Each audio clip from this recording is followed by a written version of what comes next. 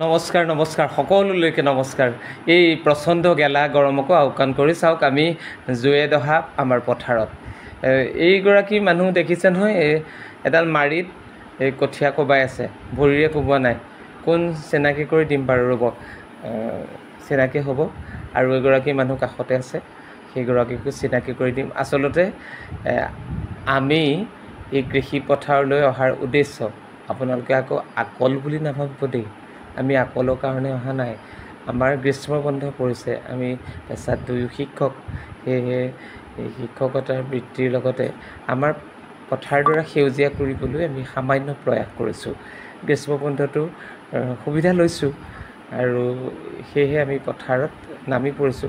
পথাৰত কাম কৰিবলৈ হ'লে আজিকালি শ্ৰমিকৰ বৰ অভাৱ আৰু অত্যধিক পৰিমাণে তেওঁলোকে শ্ৰম মূল্য বিচাৰে। সেয়েহে আমি নিজেও কেতিয়াবা যিবোৰ কাম জানো সেইবিলাক কাম নিজে কৰিবলৈ প্ৰয়াস কৰোঁ। ঠিক তেনেকুৱা কাম আজি কৰিছোঁ।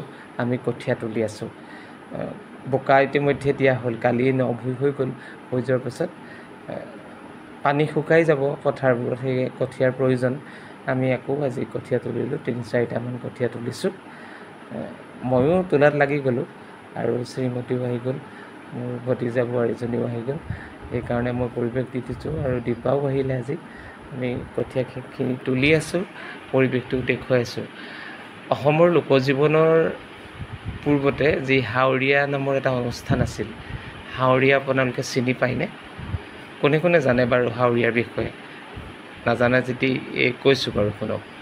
হাওৰীয়া আচলতে এখন গাঁৱৰ বা এটা চুবুৰীৰ যিসকলে কৃষি কৰ্মৰ লগত জড়িত, তেখেতসকলৰ সমূহীয়াকৈ মাটি বোকা দিয়া হয়, সমূহীয়াকৈ মাটিখিনি ৰোৱা হয়। আৰু উক্ত দিনা যাৰ যাৰ ঘৰত যি সুবিধা আছে, কাৰোবাৰ ঘৰত গৰু আছে, কাৰোবাৰ ঘৰত ট্ৰেক্টৰ আছে, কাৰোবাৰ ঘৰত ৰোৱনী আছে, এই সকলোবিলাক মানুহ একত্ৰিত হৈ ৰোৱনী একেলগ হৈ, হালোৱা একেলগ হৈ, কাম কৰা পথাৰত কাম কৰা মানুহ সকলো একত্ৰিত হৈ ভোজ ভাত খায়। পথাৰতে খায় দেই। তাকে উজনি অসমত হাওৰীয়া বুলি কয়।